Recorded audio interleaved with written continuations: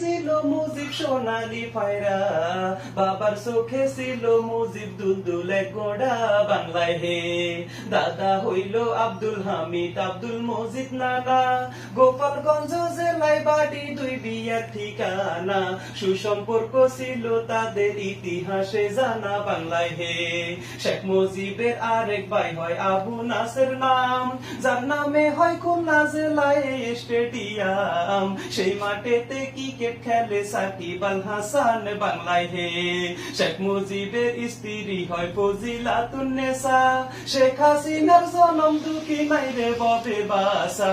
15ই August নে পাকিস্তান থুইয়া খালি খাসা। বাংলায় হে 1946 বিয়ে পাশে করিয়া, ঢাকাতে থাকেন মুজিব লেখা পড়া নিয়া।